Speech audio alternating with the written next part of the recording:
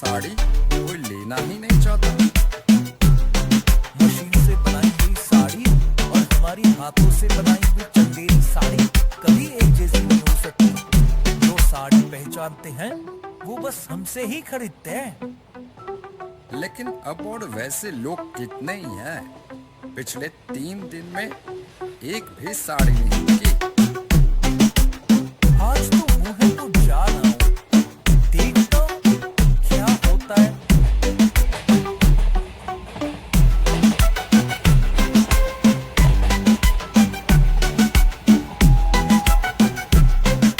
घर में दाल चावल सब खत्म।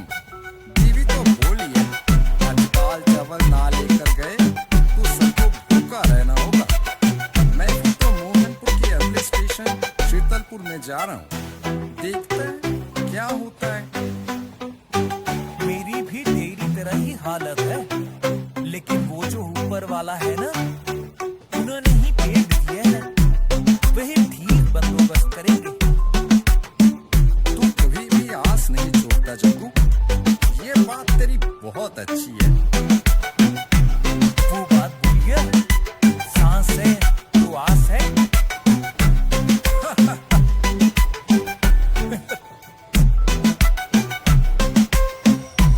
दोनों की बातें चलते चलते ट्रेन मोहनपुर स्टेशन पर आके रुकती है। मोहनपुर आ गया है, मैं उतरता हूँ। हाँ? ठीक है, शाम 5 बजे के करीब मैं मोहनपुर स्टेशन चला आऊंगा, फिर एक साथ लौटेंगे। हाँ, तू भी संभल कर जाना। जग्गू ट्रेन से उतर जाता है। राहुल को लेकर ट्रेन आगे बढ़ जाती है अपनी मंजिल की तरफ। अपने थैले में भरी साड़ी लेकर स्टेशन के बाहर आ जाता है जग्गू। यही वो और उस जैसे जो घूम घूम कर साड़ी बेचते हैं, उनका हर दिन का नियम है नई नई जगहों पर जाकर साड़ी बेचना। उसकी बहुत इच्छा है एक साड़ी की दुकान खोलेगा, लेकिन उसके लिए बड़ा ऑर्डर चाहिए। सुबह से कुछ नहीं खाया, बहुत भूख लग रही है। जेब में थोड़े पैसे हैं, वो सामने वाली दुकान से थोड़ा कुछ खा लेता हूँ। और यहाँ कहाँ जाने से कपड़े बिक सकते हैं, वो भी अगर पता चल जाए। जग्गू आगे बढ़ता है दुकान की तरफ। दुकानदार पूरी सब्जी बना रहा था। दुकान में लोग ज्यादा नहीं है, थोड़ी देर बाद शायद लोग होंगे। भैया, एक प्लेट पूरी सब्जी दीजिए ना। हाँ दे रहा हूँ, रुको। अच्छा भैया, यहाँ चंदेरी साड़ी कैसी मिलती है? दुकानदार जग्गू को एक अजीब सी नजर से देखकर बोलता है, ओ, तो तुम साड़ी बेचने आए हो? यहाँ वो सब चंदेरी साड़ी नहीं चलती भाई, तो वापस चले जाओ। दुकानदार की बात सुनते ही जग्गू की सारी आशा पल भर में टूट जाता है। फिर भी जितना हो सके खुद को संभालने की कोशिश करता है।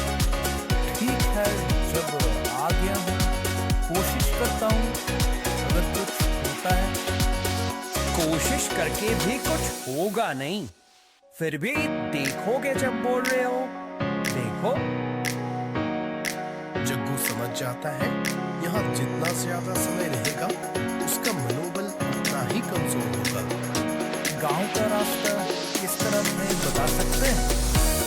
वो जो रास्ता चला गया है देख रहे हो ना, उधर से थोड़ी देर चलते ही मोहनपुर गांव शुरू हो जाएगा। अच्छा भैया, धन्यवाद। घर लौटते समय मुझे बताते जाना, ठीक है? कितनी साड़ी बिकी? जग्गू बढ़ने लगा गांव के रास्ते।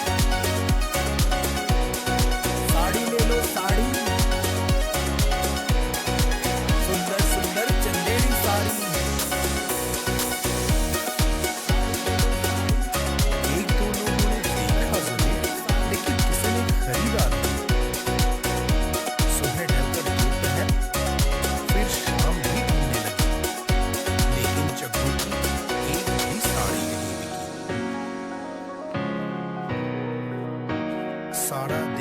नजर भटकते भटकते जग्गू का शरीर बहुत थक चुका था। एक बरगद के पेड़ के नीचे बैठकर वो मन ही मन बोलने लगा, ये मेरी फूटी किस्मत, पूरा दिन एक भी साड़ी नहीं बिकी। आज क्या मुंह लेकर घर लौटूंगा। बीवी बेटी मेरा इंतजार में बैठे हैं। पापा पैसे और खाना लेकर आएगा, लेकिन मैं कितना निकम्मा बाप हूँ। जग्गू खुद से ही ये सब भूल रहा था, तभी अचानक सामने से कोई बोल उठता है। नदी के उस पार समुंदर घर जाकर देख सकते हो। जग्गू अचानक ये आवाज सुनकर चौंक जाता है। देखता है आगे अंधेरे में खड़ा है एक बुजुर्ग आदमी। पहने हैं कीमती धोती कुर्ता और हाथ में लाठी। ये गांव का कोई साधारण आदमी नहीं, ये समझने में जग्गू को कोई परेशानी नहीं होती। नदी के उस पार समंदर है। वहां जमींदार की बेटी की शादी है। एक बार जाओ, काम हो सकता है। ऐसा क्या? लेकिन लेकिन क्या? रुक क्यों गए?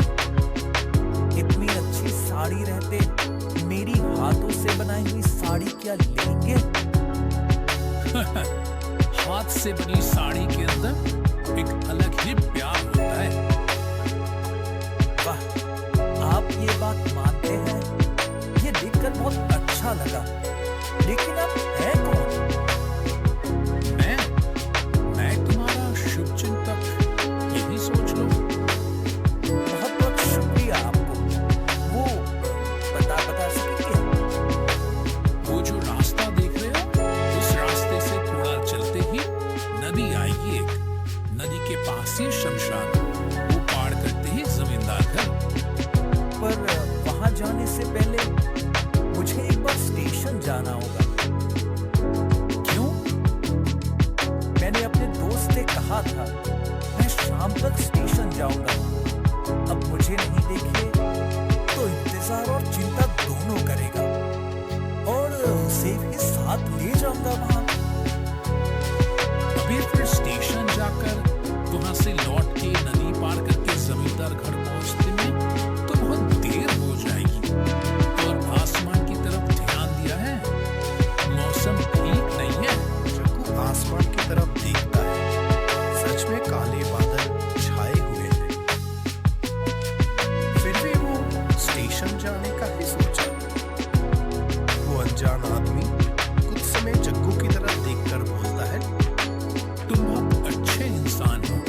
तुम्हारे माँ बाप के आशीर्वाद से तुम कभी मुसीबत में नहीं पड़ोगे। जग्गू चला स्टेशन की तरफ। वहां जाकर देखता है रामू स्टेशन पर ही खड़ा है। अरे जग्गू, कैसी बिकी तेरी साड़ी? मेरी तो आज बहुत अच्छी बिकी। मेरी एक भी नहीं बिकी रे, लेकिन एक आखिरी आस है। आखिरी आस मतलब? जग्गू इसके बाद अनजान आदमी की बात बताता है उसको। रामू सब सुनकर बोलता है, धत, कहाँ का कोई अनजान आदमी उसकी बात विश्वास कर लिया। वो आदमी ने ऐसे बोला, पता नहीं क्यों बात टाल नहीं सका। एक बार जाकर देखता हूँ, अगर यहाँ भी कुछ नहीं होता तो खाली हाथ ही लौटूंगा। तू भी चलना यार मेरे साथ। नहीं रे, मैं अभी तेरे साथ जा नहीं पाऊंगा। मेरी आज अच्छी कमाई हुई है, इसलिए पैसे भी है अच्छे। दाल चावल सब्जी, और सोच रहा हूँ थोड़ी मछली भी खरीद कर ले जाऊंगा। तू जाना चाहता है तो जा। जग्गू को अपनी दोस्त की बात सुनकर बहुत हैरानी हुई। ये क्या उसका दोस्त रामू है? जैसे ही पैसे मिले तो अपनी चिंता करने लगा। दो